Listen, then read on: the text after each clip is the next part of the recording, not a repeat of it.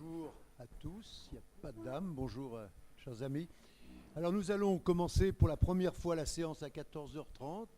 Je pense qu'il va falloir s'y mettre. J'ai l'impression que les rangs sont encore un peu clairsemés. Peut-être est-ce de ma faute et aussi la faute de quelques TGV qui sont en retard, qui vont nous conduire à perturber un peu l'ordre de la séance. Mais je crois que toutes les communications pourront être faites. Simplement, on va modifier l'ordre de la séance. Le TGV de Lille, le TGV de Marseille sont en retard. On annonce le TGV à l'heure maintenant, j'ai remarqué. Quand il est à l'heure, il y a une annonce.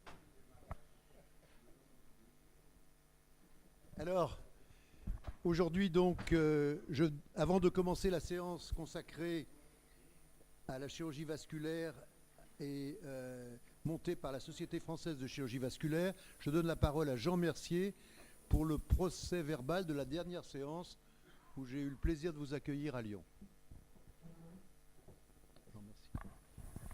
Voilà, donc nous avons eu la chance d'être reçus à Lyon par le professeur Beaulieu à la faculté de médecine de Lyon. Donc là,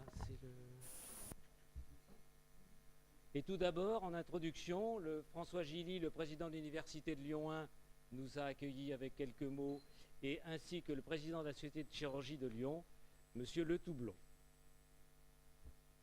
Et puis, M. Mornex nous a parlé des projets de réunion du musée d'histoire de la médecine, et je vous ai mis la petite maquette concernant le projet qui va être effectué de réorganisation de l'Hôtel-Dieu, avec une partie où le musée serait conservé, ce que tous les chirurgiens lyonnais souhaitent bien sûr.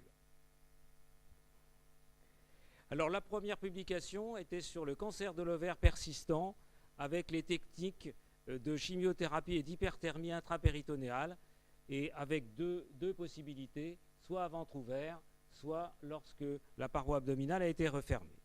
Et les participants à la discussion étaient messieurs Lebel, Beaulieu, Caudal et Glehen. La deuxième publication était un jet d'orthopédie et de traumatologie par Finéré de type de sur la comparative du genou avec des résultats convaincants dans des lésions particulières et limitées d'arthrose du genou. Et ont participé à la discussion messieurs Casanova et Caton. La troisième présentation était sur les néphrectomies pour donneurs vivants par la technique monotrocar.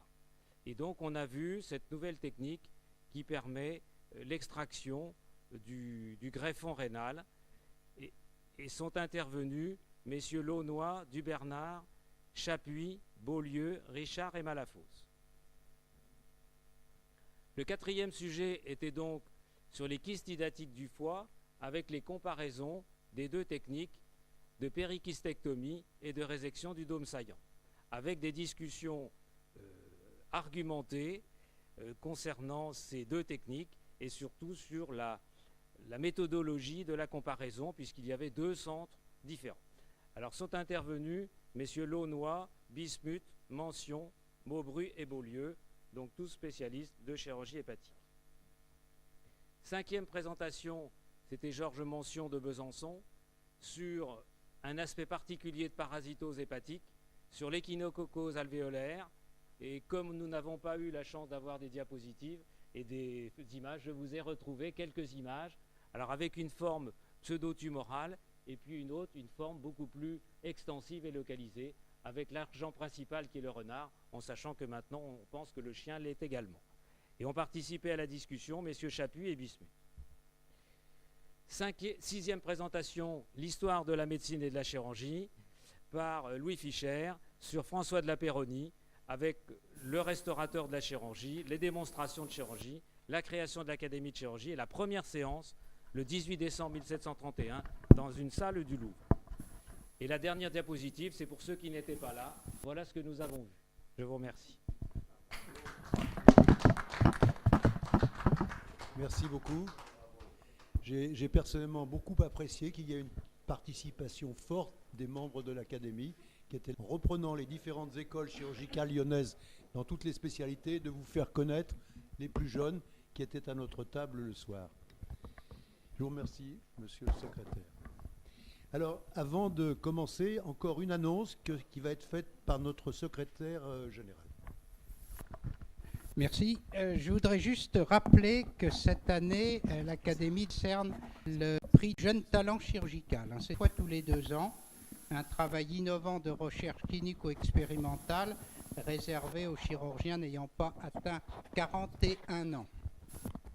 Et les candidats, c'est surtout ça qui est important, doivent être représentés par un membre de l'Académie. Cette annonce a été envoyée il y a déjà un bon mois. Pour l'instant, on n'a pas beaucoup de réactions. C'est pour ça que je me permets de le rappeler aujourd'hui. Et la séance est prévue de présentation des jeunes talents le 14 novembre. Et chaque candidat devra être introduit par l'académicien qui le parraine. C'est vraiment très spécifique.